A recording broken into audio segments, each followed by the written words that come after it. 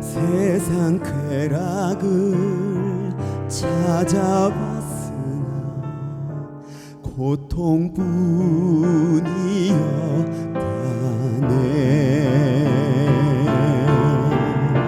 삶은 의미 없고 안식 없었네. 그러나 이제는 달라. 새 삶이 내게 임했네. 알았네, 나는 알았네. 이젠 더 피하지 않으리. 그가 내게 와 나를 구했네. 진정 기쁜 날이네. 삶은 의미 없고 안식 없었네. 그러나 이제는 달라. 새 삶이 내게 임했네. 알았네, 나는 알았네. 이젠 더 피하지 않으리. 그가 내게 와 나를 구했네. 진정 기쁜 날이네.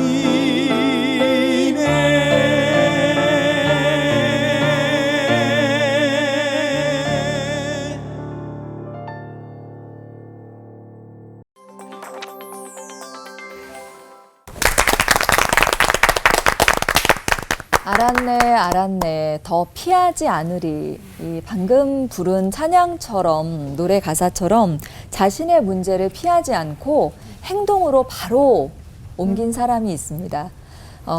뽕나무 위에 올라가서 구원을 받은 삭개오 이야기인데요. 전래동화처럼 너무나도 우리가 잘 아는 이야기죠. 맞아요. 근데 또 단순하게 그렇게만 안다면은 또 너무 그 실체에 대해서는 잘 알지 못하는 것 같아요. 실체. 그래요? 네. 삭개오 실체를 좀 말씀을 드리겠습니다. 조금 심한 말이 나오는데요. 이스라엘 백성들에게 세금을 걷어가지고 로마 제국에 바친, 그리고 우리로 치면 또 일제 시대 때 일본 앞잡이 같은 그런 모습으로 좀 기회주의자의 모습이 좀 강했던 것 같아요. 그러니까 온갖 수단 방법을 뭐 가리지 않고 악착같이 착복해가지고 본인만 배불리고서는 또 동족은 나 몰라라 하는 예, 면허증 없는 강도? 네, 우리나라에서도 많았잖아요. 아, 네, 그 많잖아요. 정도예요. 네. 이 정도까지는 저는 몰랐어요. 이건 그냥 사꾼이 아니라 왼수 아닌가요? 왼수. 아니 그런 사람은 예수님이 절대 안 만나주셨으면 좋겠는데 왜 그렇게 빨리 만나주신 거예요? 네? 아니 거기다가 왜 뽕나무는 하필 그 가운데 서 있어가지고 거기 삭개오가 잘못했네, 올라가는 뽕나무가. 잘못했어. 아니 왜 예수님 만나보고 싶은 사람들이 수수로 빽빽으로 많았을 텐데 왜 하필 예수님은 삭개오 집에 가신 건지 제가 아마 같이 기다리는 입장이었으면 너무 화가 났을 맞아, 거예요. 맞아. 저기 올라가지 마세요. 줄 서 기다리고 있어요. 있잖아요. 네, 줄 서 있다고. 아니, 왜 그랬을까요, 목사님? 왜 삭개오 집에 가신 건지. 그 누가복음 19장 맨 그 사건 마지막에 보시면 인자가 오신 것은 잃어버린 자를 찾아 구원하러 오셨다. 그런 말씀이 나오거든요. 그러니까 삭개오는 유대인이었지만 아브라함의 자손이었지만 잃어버린 자였습니다. 그래서 예수님께서는 그 잃어버린 자 삭개오를 찾아서 글쎄요. 예수님께서 예루살렘 성에 입성하기 전 십자가 사건이 있기 전에 기념비적인 전도 활동 사건이죠. 그게 아마 삭개오, 오늘 우리로 하여금 미워하지 말고 삭개오를 배우라고 주신 말씀이 아닌가 이렇게 생각을 해봅니다. 네. 갑자기 회개가 됩니다. 저는 아마 그 진심과 전심이 예수님을 움직이시지 않았나 싶어요. 예수님은 하나님의 아들이신데 정말 진심과 전심으로 예수님을 사모하는 그 눈빛을 예수님께서 보고 삭개오에게 다가가지 않으셨나 그런 생각이 들더라고요. 새치기 한 것처럼 그 삭개오를 뭐라 그러는데 사실은 삭개오가 새치기 한 건 아니에요. 쫙 군중으로 모였지만 삭개오는 그 앞에 가갖고 나 좀 만나주세요 그런 게 아니라 뽕나무 꼭대기 올라가서 얼굴이라도 좀 보고 싶었던 건데 예수님이 이렇게 만나신 거니까 뭐 화를 내는 건 예수님께 화내는 건 아니죠. 뽕나무한테 화낸 거죠. 네. 뽕나무한테 화를 우리가 알고 있었던 삭개오가 전부가 아니라는 것을 오늘 조금 배우는 시간이 될 것 같은데요. 미워하는 마음 좀 치워놓고 흥분 좀 가라앉히고 거듭난 삭개오를 제대로 만나볼 시간 설교에서 갖도록 하겠습니다. 서정호 목사님 설교부터 시작하도록 하죠. 요단강에서부터 예루살렘으로 올라가는 길가에 여리고 성이 있죠. 지금도 그렇습니다. 길 가니까 그냥 똑바로 올라갈 수도 있어요. 여리고 성은 들어가야만 되는 거고요. 그런데 바로 거기에 삭개오라고 하는 한 사람이 살고 있었죠. 삭개오란 히브리어로 순수하다, 깨끗하다 그런 뜻이에요. 근데 이름과는 정반대로 전혀 순수하지도 깨끗하지도 않은 사람이었습니다. 아까 서론에서 얘기했던 것처럼 그렇기보다는 오히려 돈 좋아하고요. 권력을 좋아하던 아주 세속적이고 타락한 인간이었습니다. 그야말로 자기 동족을 착취해서 어떻게 하든지 많이 착취해야 조금 로마 정부에 바치고 많은 부분을 자기가 가질 수 있으니까 그걸로 윗사람들에게 또 아부를 하다가 보니까 여리고 도성, 사실은 그 동쪽 요단강 건너에서부터 많은 약대상들이 국제적인 상인들이 들어오는데 수입이 엄청나게 컸을 거예요. 그러니까 여리고 성의 세리장, 최고의 우두머리가 될 만큼 야합도 권력과도 손잡고 했던 때라는 사람이 바로 이 삭개오라는 사람이죠. 그런데 수단 방법을 가리지 않고 높은 자리에 올라갔고 돈을 끌어모았는데 마음속에 참된 평화도 없고 행복도 없고 기쁨도 사라져 가더라는 거죠. 점점 고독해져 가는 거예요. 그때 들려오는 소문이 있었어요. 그건 뭔고 하니 돈 한 푼 없는 데에도 누구보다도 부유하게 살고 아무 힘도 없으면서도 오히려 어떤 권력자 앞에서도 당당하고 죄 없으면서도 죄인과 세리들과 함께 같이 어울려서 사시면서 행복한 조건을 하나도 없는데 오히려 다른 사람들을 행복하게 만들고 당신도 행복하게 산다는 예수 그분이 바로 이 여리고성으로 오신다는 소문을 들은 거죠. 누가복음 19장 3절에 보면 이런 말씀이 있어요. 그가 예수께서 어떠한 사람인가 하여 보고자 하되 키가 작고 사람이 많아 할 수 없어. 그분의 얼굴을 좀 보고 싶었어요. 근데 사람이 너무 많았어. 할 수 없이 어른이, 그것도 그 여리고 성의 꽤 권력자인 세리장이 애들처럼 체면불고하고 소위 뭐 전통적인 게 뽕나무니까 나무 꼭대기로 올라가서 얼굴이라도 보고 싶었던 거죠. 그런데 그 앞을 지나가던 예수님께서 그를 올려다보고 이렇게 말씀하신 겁니다. 누가복음 19장 5절에 예수께서 그곳에 이르사 쳐다보시고 이르시되 삭개오야 속히 내려오라 내가 오늘 네 집에 유하여야 하겠다 하시니. 걸어가면 이렇게 갈 수도 있잖아요. 군중들이 이렇게 보면 되잖아요. 올려다 봐야 되는데 예수님께서는 그 위에 있는 걸 올려다 보시면서 이름을 불러요. 삭개오야 이미 하셨던 거죠. 다시 말해서 예수님은 그 꼭대기에 삭개오가 있다는 사실을 이미 알고 계셨어요. 그의 이름도 아셨고 그의 마음의 깊은 공허도 아셨고 그가 찾고 헤맸던 간절한 갈망도 알고 계셨어요. 그래서 수많은 사람들이 환호하고 소리를 치는 데에도 그 한 사람의 마음속에 고통과 그것을 들으시면서 그를 불러내신 거죠. 이어령 교수가 간증집에서 이런 글을 쓴 글을 제가 읽어봤어요. 오늘날 인터넷을 보라. 지구 어느 구석에서 로그인을 해도 지구 반대편에서도 즉각적으로 받아본다. 하나님은 인터넷보다 더 막강하신 분이 아니신가? 지구 한쪽 구석의 한숨소리에도 하나님은 귀를 기울이신다. 멋진 말이죠. 예. 한마디로 말해서 삭개오가 예수님을 찾기 전에 훨씬 오래전에 예수님은 그를 만날 계획을 가지고 계셨던 거죠. 사도 요한은 이렇게 말합니다. 사랑은 여기 있으니 우리가 하나님을 사랑한 것이 아니요 하나님이 우리를 사랑하사 우리 죄를 속하기 위하여 화목제물로 그 아들을 보내셨습니다.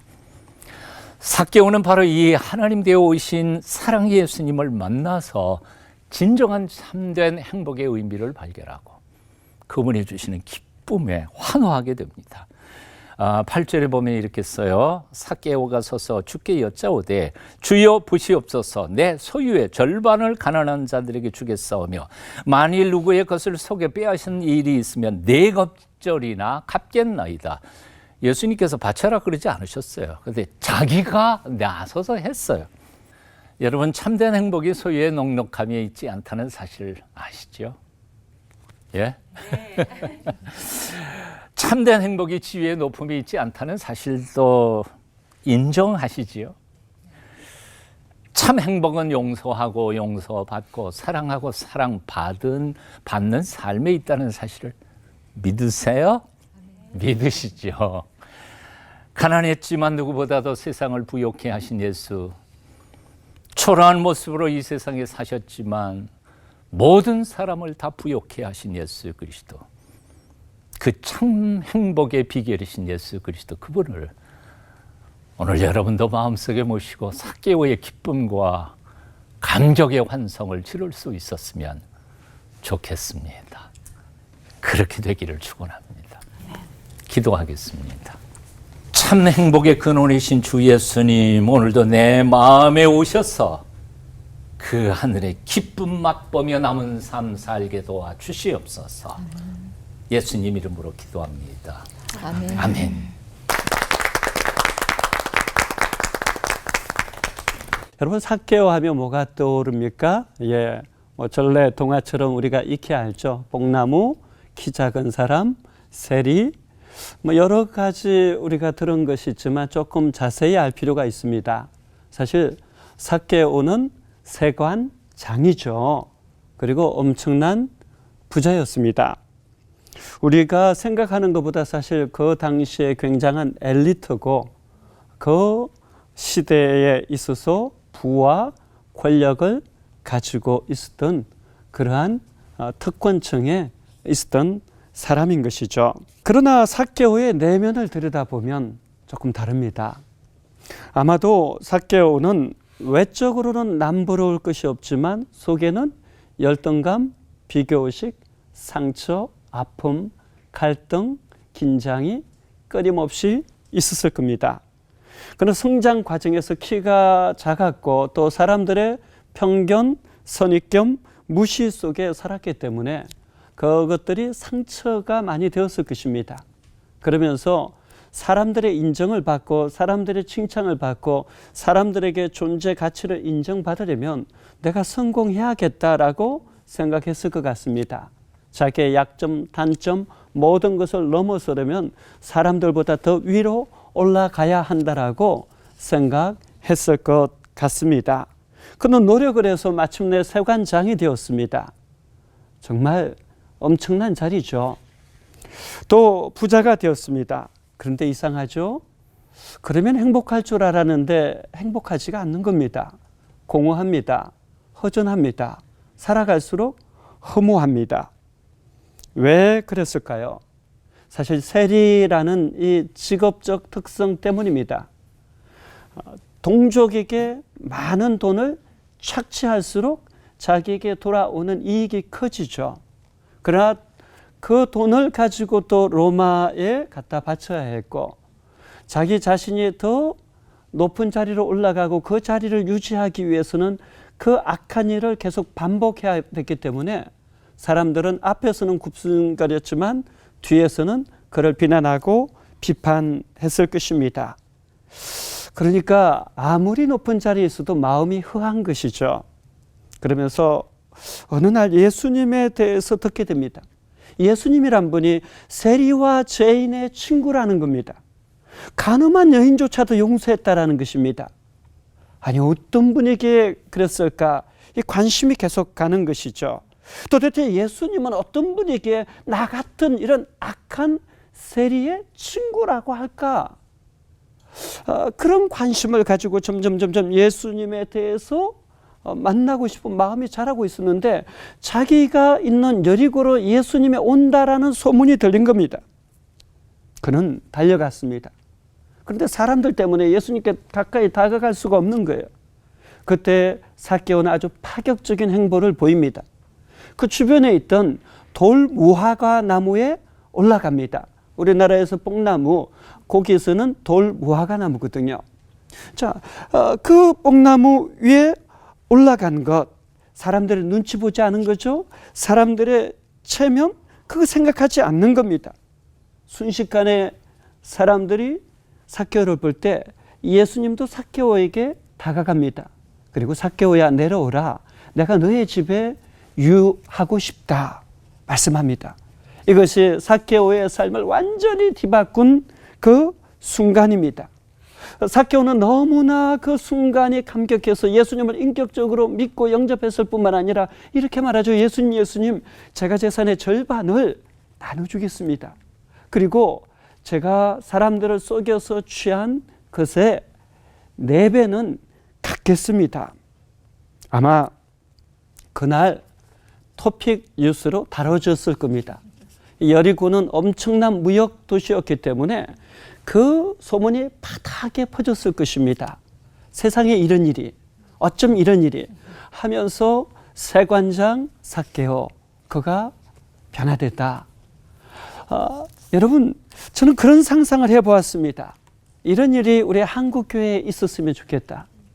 한국교회 목회자나 성도가 정말 삭개오처럼 실제적으로 예수 그리스도를 믿고 영접할 뿐만 아니라 말이 아니라 삶에서 변화가 일어난다라면, 그래서 세상에 이런 일이라는 뉴스에 기독교인이 온갖 의도한 뉴스로 등장하는 것이 아니라 미담으로 등장했으면 어떨까, 이런 생각을 해보았습니다.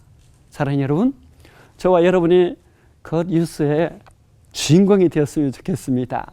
여러분, 어쩌면 예수님은 오늘 저와 여러분에게 삭개오에게 하셨던 그 말씀을 동일하게 말씀하시는 것 같습니다. 내려오라. 내가 너의 안에 거하고 싶다. 내가 너를 통해 일하고 싶다. 이 말씀 앞에 우리도 삭개오처럼 반응했으면 좋겠습니다. 기도하겠습니다. 아버지 하나님, 저희도 삭개오처럼 예수님의 사랑에 반응할 수 있도록 용기를 주시고 은혜도 더하여 주옵소서. 예수님의 이름으로 기도하옵나이다. 아멘. 삭개오는 누가복음 19장에 소개되어 있죠. 그 앞장 18장과 19장 사이에는 카이, 그리고 그렇게 연결되어 있습니다. 우리 성경에는 나와 있지 않습니다. 특별히 삭개오의 얘기를 시작하는 19장 2절 그 앞에는 그런데 보라, 카이루, 이렇게 시작하고 있습니다. 역시 우리 성경에는 나와 있지 않습니다. 저는 18장부터 한번 살펴보도록 하겠습니다. 맨 먼저 나오는 것은 예수님의 기도의 교훈이죠. 바리새인과 세리의 기도가 나오는데 그 세리의 가슴 치는 기도, 저는 그 기도에서 삭개오를 만나봅니다. 두 번째 사건은 부모님들이 어린아이들을 데리고 예수님께 나오는 장면입니다.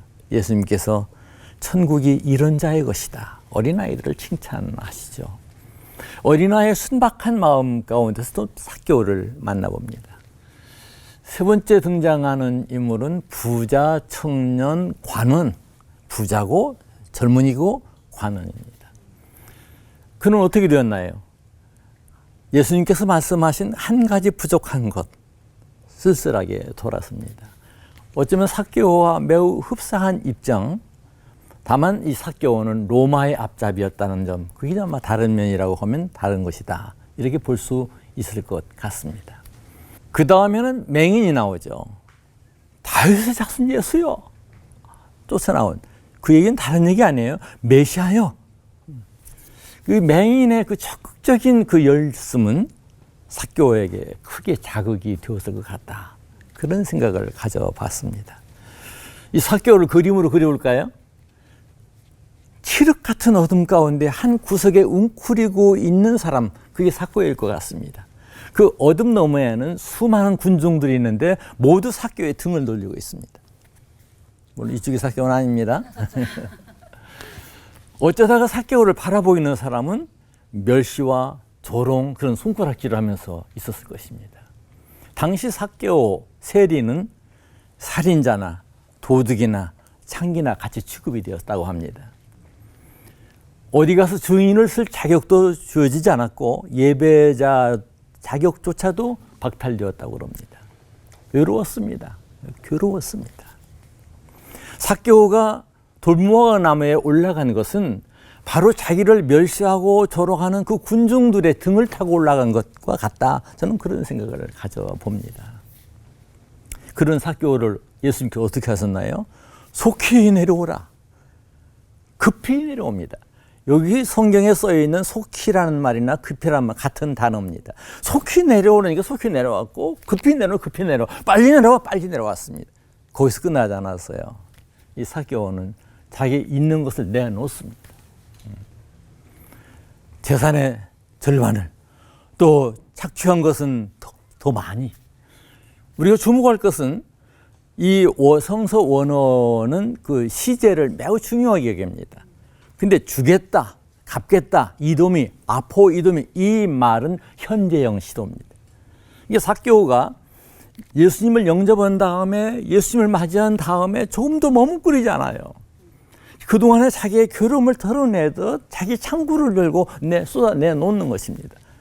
즉시 어쩌면 그 다음날 여기서 그림을 다시 그려보라고 한다고 하면 삭개오는 창구를 열었고 많은 사람들이 줄을 서 있고 예수님의 제자들, 어쩌면 예수님도 그걸 거들고 있는 그런 모습을 그려볼 수 있지 않을까, 그런 상상을 좀 해봤습니다.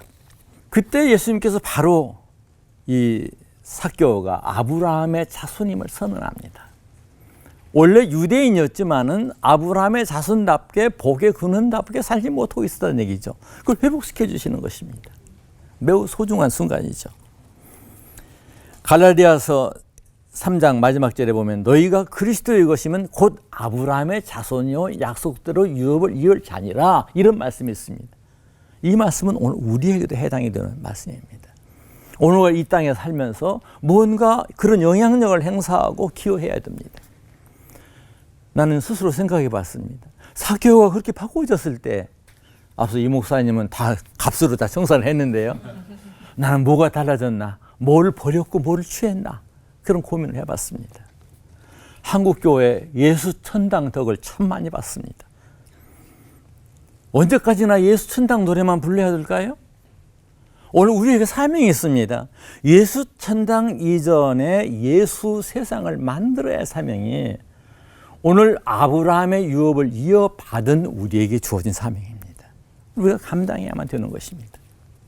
독일의 그 유명한 보네퍼 목사님은 나를 따르라는 그런 저서에서 헐값으로 팔리는 용서, 헐값으로 팔리는 위로, 헐값으로 팔리는 은혜, 헐값으로 팔리는 구원을 얘기하고 있습니다. 어디서 헐값으로 팔려요? 교회에서. 그러면서 말합니다. 누가 구원받은 자입니까? 내가 다 지불했어. 너희들은 영수증만 내면 돼. 맞습니까? 저는 여기서 스스로 저에게 질문을 해봅니다. 너는 어땠니? 목사인 너는 어땠니? 평생 동안 크리스찬이라는 페인트만 덕지덕지 바르고 구원의 모자를 쓰고 살지 않았는가? 스스로 생각해 봤습니다. 기도하겠습니다. 하나님 아버지, 오늘 저희가 삭개오를 만납니다. 아브라함의 자손으로 선을 받은 삭개오를 만납니다. 구원받음을 입으로만 자랑하지 말게 하시고 아브라함의 삶을 사는 저희 모두가 되게 하옵소서. 예수님의 이름으로 기도합니다. 아멘.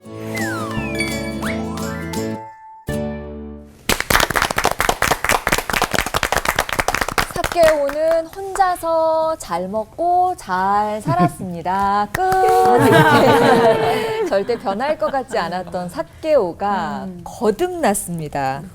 삭개오의 놀라운 행동에 대해서도 궁금한 게 많지만 당시나 지금이나 예수님께서 하신 말씀과 행동에 눈이 좀 휘둥그레지는 것 같아요. 진짜 이 당시에 예수님은 이제 십자가 지시기 일주일 전으로 알고 있는데 그 상황에서 그냥 또 지나칠 수도 있었던 여리고성이라고 하시는데 거기에 들어간 단 하나의 이유가 삭개오 한 사람이었다니 라는 걸 생각하니까 왜라는 질문이 떠오르는 것 같아요. 왜 다른 사람도 아니고 삭개오만 그렇게 보셨을까?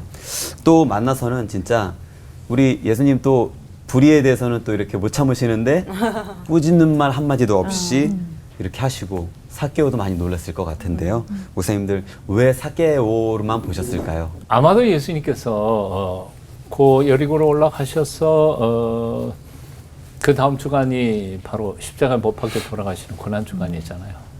만일 그날 여리고성으로 들어가지 않으셨다면 삭개오는 단 한 번도 예수님을 만날 기회가 없었을 테고 구원받지 못했을 거라는 생각을 해봅니다. 저는 그 본문 속에서 한 사람의 영혼도 놓치지 않으시는 하나님의 세밀하심을 볼 수 있지 않을까 하는 생각을 해봅니다. 70억 인구 중에 과연 나 같은 놈 기억하실까 그렇게 의심이 되고 걱정이 될 때도 있지만 그러나 우리 몸에 신경세포가 엄청나게 많지만 이 두뇌 머리에서 다 연결이 되는 것처럼 하나님께서는 70억 인구의 마음속에서 일어나는 고통과 신음소리를 다 듣고 계시는 분이 하나님이 아니실까. 그래서 참 많이 위로가 되고 힘이 되고 그렇습니다. 삭개오가 예수님께 바로 그 한 사람이었던 것처럼 우리 모두가 예수님께 바로 그 한 사람이 아닌가 하는 생각을 해봤고요. 또 하나는 예수님이 십자가 지시기 전에 왜 삭개오를 만나 주셨을까 상상을 하다가 그런 생각을 하게 됐습니다. 예수님께서 그 전까지는 구원 사건에 초점을 두셨다라면 십자가 지기 전에는 구원받은 성도에게 어떤 일이 일어나는가, 구원 그 이후의 삶에 대해서 삭개오를 통해서 우리에게 메시지를 던지시지 않으셨나 하는 생각이 들었어요. 왜냐하면 많은 사람들이 사실 예수님을 말로만 영접하고 그리고 예수님 믿는다라고 하지만 예수님께서 그 열매로 그들을 알리라 계속 말씀하셨는데 삭개오는 바로 딱 그 케이스거든요. 정말 예수님을 믿고 영접했을 뿐만 아니라 자기의 재산의 절반을 나누고 또 속여서 빼앗은 것이 있으면 4배로 갚겠다 이렇게 하면서 그 삶에 구원받은 성도의 가장 확실한 변화가 나타난 것이 저는 우리 삭개오라는 성도가 아닌가 하는 생각을 해보면서 우리에게 주시는 메시지가 굉장히 있다라는 그런 생각을 해봤고 그래서 삭개오가 구원 그 이후의 삶에 대해서 우리로 하여금 여전히 고민하게 하고 있지 않나 그 생각을 한번 해보았습니다. 예수님께서 여리고를 가신 시점이 매우 중요한 시점이었죠. 그것은 예수님의 어떤 영적인 능력 또는 어떤 정보에 의한 것일 수도 있다. 저는 그렇게 생각을 합니다. 근데 그 만난 건 우리 삭개오 하나만 아니라고 생각을 해요. 앞서 18장에 나오는 맹인 또 그냥 돌아선 쓸쓸한 부자도 관련이 있다 생각이 듭니다. 모든 걸 종합해서 볼 때 오늘 우리에게 하나의 길을 열어주는 교훈을 주는 방침을 제시하는 그런 면에서 오늘 우리가 받아들일 수도 있지 않겠는가 그런 생각을 가져봤습니다. 주일학교에 그냥 재밌는 이야기 소재로만 들었던 삭개오를 이렇게 우리가 진지하게 묵상을 하고 있다는 게 참 놀라운데요. 근데 신앙인이라면 이렇게 삭개오처럼 적극적으로 변해야 된다라는 기복적인 예화로도 종종 등장했던 삭개오가 오늘 참 다르게 보이는 것 같습니다. 근데 삭개오의 열심 전에 이미 예수님은 삭개오를 아셨고 찾아오셨는데 이제 삭개오의 입장에서 한번 살펴봤으면 좋겠어요. 그는 왜 이렇게 뽕나무에 올라갈 만큼 갈급했을까 궁금증이 듭니다. 그래서 준비했습니다. 네, 키도 작고 배도 불렀는데 이 뽕나무에 올라갈 수밖에 없었던 그 이유를 알기 위해 드리는 질문 타임. 네.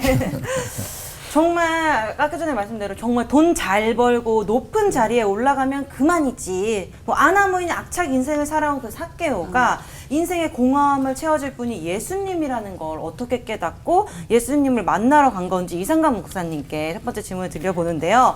예수님이 사람들이 멸시하는 자신도 봐주실 거라는 그 믿음 같은 게 애초에 있었던 걸까요? 없었던 걸까요? 이런 부분도 좀 알려주시면 좋겠습니다. 예, 저는 사람마다 영적 임계점이 있다라고 생각해요. 임계점이 뭐냐면 물론 99도 굉장히 높은 온도지만 끓지 않잖아요. 그런데 1도만 더 올라가면 100도가 되면 끓거든요. 저는 예수님께서 삭개오를 만난 시점이 바로 그 99도에서 1도가 더 올라간 시점이 아닌가 하는 그런 생각을 해보았습니다. 예전에 그 전도학 강의를 듣는데 전도학 강의에서 그런 말씀을 하시더라고요. 사람들이 복음과 하나님의 나라를 한 번 듣고 갑자기 영접하는 것이 아니라 수없이 반복돼서 노출돼 가지고 어느 순간 그 사람에게만 있는 영적 임계점이 되면 딱 그 순간에 받아들인다는 겁니다. 그렇기 때문에 포기하지 말고 계속해서 전하라고 하더라고요. 그래서 예전에 고구마를 먹을 때 빨리 먹고 싶으면 어떻게 합니까? 제가 주로 하던 방법인데 제가 고구마를 너무너무 좋아해서 고구마에 대한 욕심이 지나서서 빨리 먹고 싶으면 젓가락을 들고요. 계속 찌르는 겁니다. 찌르면요. 김이 그 사이로 계속 들어가 가지고 조금 빨리 익어요. 그런 것처럼 우리도 믿지 않는 사람들을 주기적으로 계속해서 예수님에 대한 이야기를 계속 찔러주면서 이야기해 주는 것. 그래서 저는 이 삭개오가 갑자기 그날 그렇게 된 것이 아니라고 생각해요. 아마도 삭개오 주변의 세리 중에 누군가가 이미 예수님을 믿고 영접하지 않았을까. 그래서 예수님을 세리와 죄인의 친구라고 하셨는데 그것에 대해서 계속해서 들어오면서 삭개오는 나름대로 세관장, 세리 중에서는 가장 성공한 인생이고 또 부자기 때문에 주변에서 무시하는 사람도 없지만 굉장히 공허하고 본질에 대한 고민, 삶에 대한 고민, 그런 고민이 깊이 있고 구원주에 대한 고민, 갈망 이런 것이 있었을 때 때마침 예수님이 오시지 않았을까. 그래서 그 기회를 놓칠 수 없어서 정말 뭐 체면 차리지 않고 돌 무화과 나무라도 올라가서 예수님 만나고 싶어 했기 때문에 예수님께서 바로 그 순간에 삭개오를 만나 주시지 않았을까. 그러면서 저는 그 생각을 해봤어요. 사실 우리 주변에 사랑하는 사람들 있잖아요. 또 우리 자녀와 자손들 있잖아요. 예수님 한 번 전해가지고 안 믿는다라고 포기하지 마시고 1년에 사시사철 봄, 여름, 가을, 겨울에 고구마 찌르듯이 한 번씩은 푹푹 찔러 주셨으면 좋겠다. 그거 굉장히 중요합니다. 어느 순간 하나님이 일하실지 모릅니다. 그냥 나는 예수님에 대한 이야기를 계속하면서 푹푹 찔러주면 되는 거예요. 그러면 반드시 하나님의 때, 하나님의 방법으로 여러분이 사랑하는 바로 그 사람, 또 우리 자녀, 자손들이 주께 돌아올 줄 믿습니다. 아멘. 네. 빨리 먹으려면 뭐 김치나 동치미 국물만 생겼던 제가 젓가락이 푹푹 찔러서 있었구나. 이렇게 해줬어야 되는구나. 그리고 또 요거까지도 배워갑니다. 생각까지도 네네. 네네요. 이번에는 임종수 목사님께 질문을 드려볼게요. 더욱 놀라게 되는 건 그 예수님께서 삭개오한테 삭개오야 내려와라 오늘 내 집에 묵어야겠다 하니까 삭개오가 바로 집 내놓죠. 재산 절반 내놓죠. 뭐 뺏은 것도 내갑절로 갚겠다고 하죠. 그 부자 청년과 비교돼도 너무 비교되는 거 아닌가 싶거든요. 이 삭개오가 회심한 결정적 대목은 어디로 보면 좋을까요? 저는 항상 나를 좀 생각해봐요. 난 내가 있는가. 삭개오와 이 부자 청년 관원과를 대비한다면 삭개오는 철저히 나, 주체의식이 있는 채로 주님 앞에 나아갔고 이 부자 청년 관원은 나가 없지 않았는가. 관념적인 신앙을 가진 사람이 아니었겠나 이런 생각을 가져봅니다. 그러니까 이 부자 청년은 상대적으로 생각하는 것이죠. 이 정도면 됐지 하는데 삭개오는 이랬어야 되겠는가. 절대적인 생각, 그런 고민을 하면서 이 주님 앞에 나아갈 때 주님께서 말씀하신 대로 삭개오 마음은 가난한 마음이었고 애통하는 마음이었고 그리고 목마른 그런 마음. 그래서 그 돌무화감에까지 올라간 것이 아니겠는가. 그런 생각을 가져보는 것입니다. 근데 이 부자 청년은 사실 한 가지 부족하다 말씀했는데 저는 이것도 숫자적인 개념으로 보고 싶지는 않아요. 한 가지가 아니라 나가 없어지면 송두리째 없어지는 것이죠. 그러니까 여기 삭개오의 교훈을 통해서 다시 한번 우리가 생각할 수 있는 것은 저 가난한 마음, 애통하는 마음, 목마른 마음, 주님께서 말씀하신 대로 주님께 나아가는 걸음이다. 우리가 항상 지니고 살아야 될 우리의 신앙의 절대적인 그런 개념이다. 이렇게 생각을 해봅니다.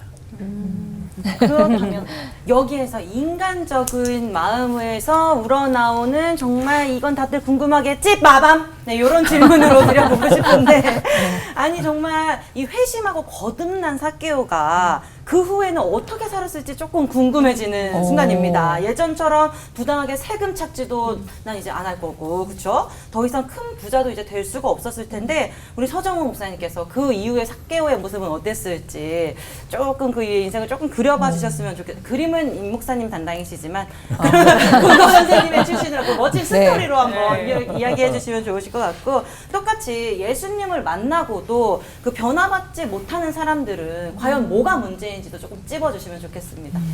근데 이런 생각을 해볼 수 있을 것 같습니다. 신앙이라는 게 뭘까? 신앙이라는 것이 내가 지금 가지고 있었던 것에 대하여 믿음이라고 하는 것을 보태는 걸까? 아니면 신앙이 내 삶 속에 들어와서 옛 것이 다 100% 뒤집어져 가지고 새 것이 되는 것일까? 이게 바로 성경에서 가르쳐주고 있는 기독교적인 신앙이 뭐냐 하는 것이죠. 그러니까 제가 생각해 보기로는 삭개오는 후자의 기쁨을 맛본 사람인 것 같아요. 그러니까 재물 다 해봤어. 근데 재물에 진정한 행복 없어. 권력 주어봤는데 그거 별거 아니야. 그런데 예수님께서 가르쳐 주신 진정한 사람 사는 삶의 가치, 기쁨. 전에는 돈 없으면 그냥 인생 자체가 힘들어질 것 같아서 돈을 많이 받는데 오히려 돈에 매여서 사는 인생이었는데 돈을 확 풀어가지고 나눠주고 보니까 돈은 전보다 훨씬 더 없어졌어. 그렇지만 돈에 대한 집착이라든지 이런 거는 다 사라져버리고 오히려 돈에 대한 탐욕에로부터 자유함을 얻은 거죠. 이게 행복한 걸. 사람의 인정받음이나 뭐 이런 거에 대해서 사실 자기 위치에서 그걸 못 받고 인정 못 받고 살아갔던 이것이었는데 삶이 바뀌어버리니까 뭐 박수 해줘도 좋고 안 해줘도 좋고 자유함을 얻은 거예요. 그러니까 삭개오는 후자적으로 100% 사람 자체가 바뀌었기 때문에 인생을 보는 행복에 대한 가치관이라든지 이런 것들이 다 달라져서 저는 분명히 그렇게 살았을 것이라고 짐작이 돼요. 왜냐하면 그 기쁨을 맛봤으니까.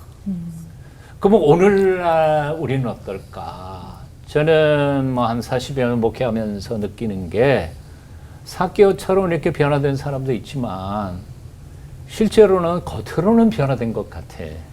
돈에 대한 욕심이라는 거 뭐 이런 거 다 해가지고 11조도 드리고 뭐 구제도 많이 하고 사회복지 사역도 많이 하는데 실제로는 속 사람은 여전히 물질에 대하여 매여 살아가는 사람들. 직분은 상관없어. 목사 중에도 그런 사람이 있고 장로님 중에도 그런 사람이 있고 그건 상관없어요. 겉으로 변화된 것 같지만 실제로는 아직도 여전히 과거의 삶에서 살아가는 사람은 전혀 기쁘지도 않고 전혀 행복하지도 않고 겉으로는 사람들이 삭개오처럼 변화된 것 같지만 사실은 큰 기쁨, 구원의 기쁨과 감격도 모르면서 살아가는 불쌍한 사람들이라는 생각 들어요. 차라리 그런 사람도 그냥 전에처럼 돈 많이 버시고 높은 자리에 올라가 사는 게 훨씬 행복했을 사람들인데 불쌍한 사람들이라고.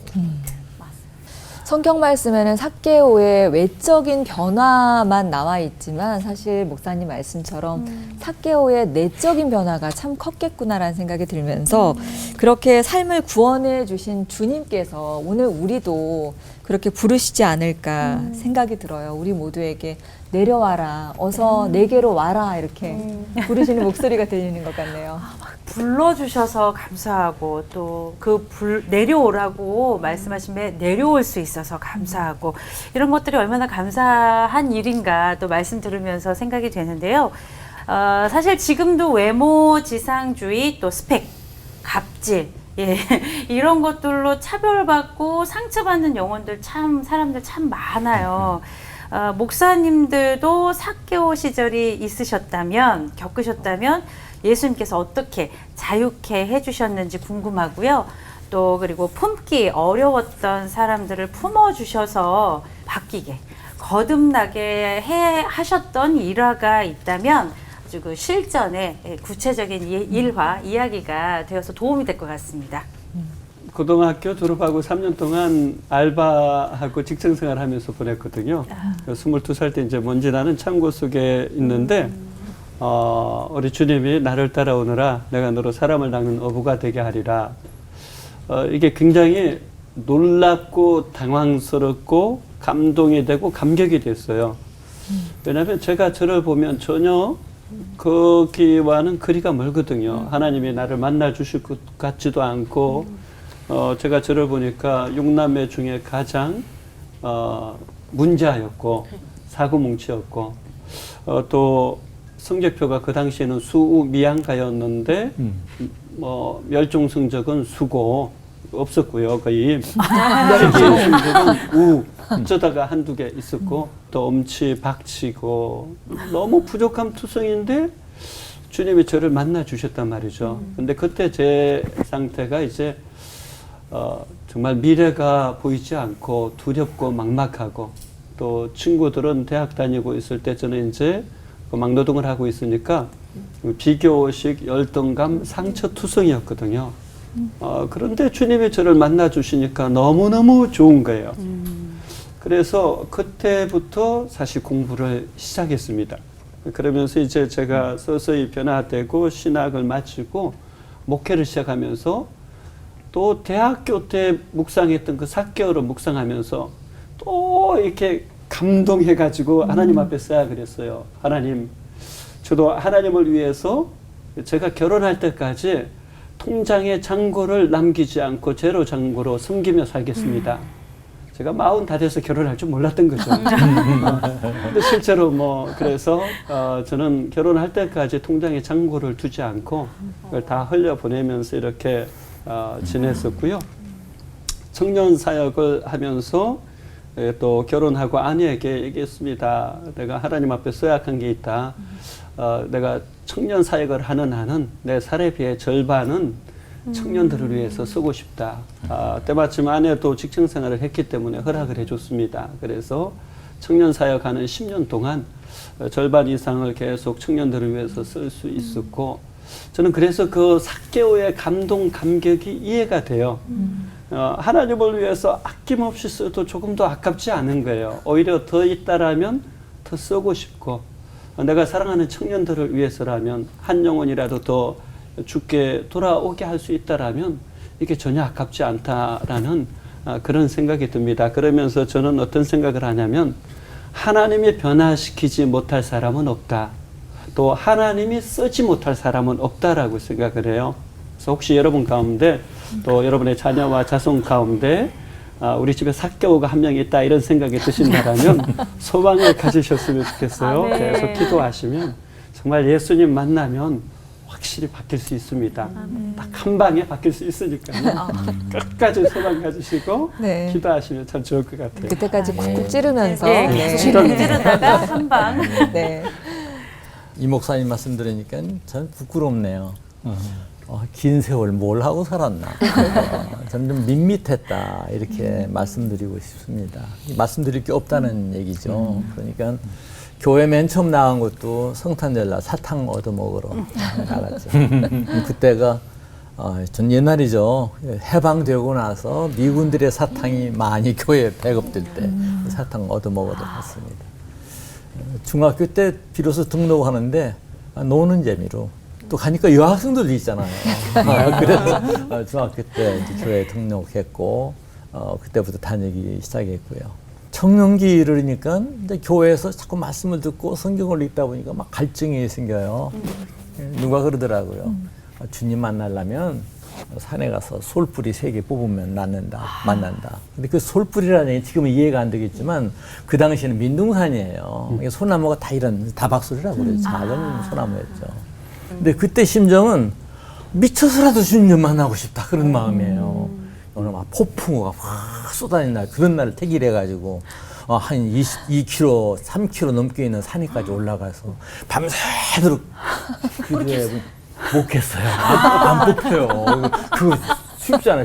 작은 걸 가렸는데도 안 뽑혀. 안 되죠, 안 되죠. 그 다음날 보니까 손만 까매져가지고요. 왜? 송진이 막 손에 며칠 동안 막 콘크리트 문질러도 안 될 만큼. 아무튼 그런 계기가 오늘 저를 만들지 않았나. 굳이 품었다 한다고 하면 저는 직장 생활 잘 하다가 제가 그래도 월간지 편집장을 30대 중반에 했으면 꽤 빨리 뭔가 한 것 같은데 하다가 어린이 교육을 난 꼭 해야지 돼. 어린이들과 좀 일을 해야 돼. 하고 그걸 훅 던져버리고 어린이를 품으러 나섰다는 것. 예, 그리고 제가 은퇴할 때까지도 제가 은퇴한 큰나무교회가 그 전신이 어린이교회. 예, 어린이교회가 커서 큰나무교회 됐다는 거. 사교하고 뭐 연결된 뭐가 있나 그거 생각하다가 제 평생에 한 번도 생각해보지 못했던 생각이 이번 기회에 났던 거예요. 제가 고등학교 2학년 초에 절에 열심히 다니다가 교회 재벌로 갔잖아요. 근데 이 주제 놓고 보다가 보니까 그 사건이 어떻게 이루어졌었는지 제 깊은 마음속에 무의식 세계를 들여다볼 수 있는 기회가 된 거죠. 고등학교 1학년 딱 들어갔어요. 근데 동네에 동장님이 우리 집에 오셔가지고 우리 집 사정을 아니까 뭐 너무너무 가난한 집이고 그러니까 동장님이 오셔서 제 고향이 춘천인데 거기에 그때는 연탄 공장이 있었어요. 자천에서 그 춘천에서 만드는 연탄 공장으로 강원도 일대 뭐 옆에 다 팔렸으니까 엄청나게 큰 부자가 되셨죠. 근데 그분이 모 교회의 장로님이셨어요. 이 양반이 하나님 앞에 기도하다가 아마 헌신하기를 작정하셨던 것 같아요. 그래서 춘천 시내에 있는 모든 동에 한 명씩 뽑아가지고 그가 예수 믿는 사람이든지 안 믿는 사람이든지 가난하고 공부 조금 하려고 하는 사람 뽑아서 교회에서 한 명, 또 동장님이 한 명, 동장님은 교회 안 다니는 학생. 그래가지고 뽑았는데 그 동장님이 우리 집에 와갖고 저를 추천하신 거예요. 그래서 고등학교 1학년 그때는 월사금이라는 걸 냈거든요. 그러니까 한 달에 한 번씩 돈을 내야 되는데 우리 집에 그게 없었으니까. 그래서 그걸 어떻게 하냐면 그 월사금을 내는 전달 그 교회에 가가지고 내가 그걸 받고 간단하게 기도해야 하고 교회 안 다닐 때 절에 다닐 때 꼭 받아야 되니까 와서 예배 간단히 듣고 그거 돈 받아가지고 와서 학교에도 내고 그렇게 1년을 살았던 거죠. 그러니까 나는 그걸 전혀 기억 속에도 없었어요.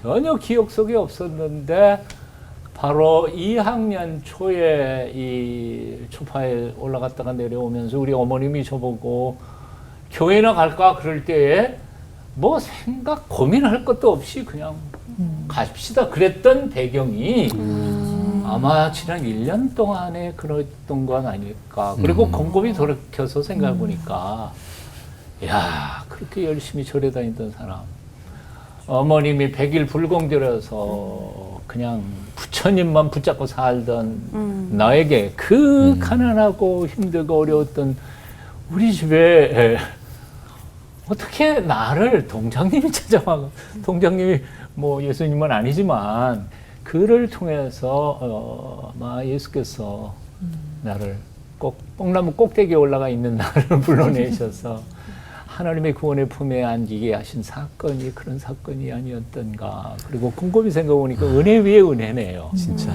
이번 기회에 제 무의식 속에 있었던 그 사건이 기억이 났어요. 네. 제가 삭개오입니다.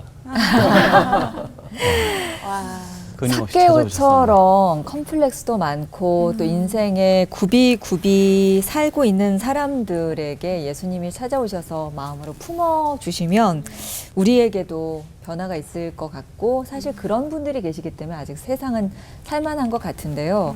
뽕나무 근처에서 이 나무로 올라가고 싶은 마음만 갈급한 분들이 계시다면 어서 주님께로 주저함 없이 나아가시기를 오늘 올포원이 응원해 드렸으면 좋겠습니다.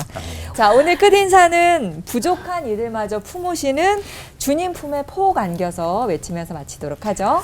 네. 삭개오 같은 인간도 거듭나는 주님 안에서 하나 되는 시간 올포원.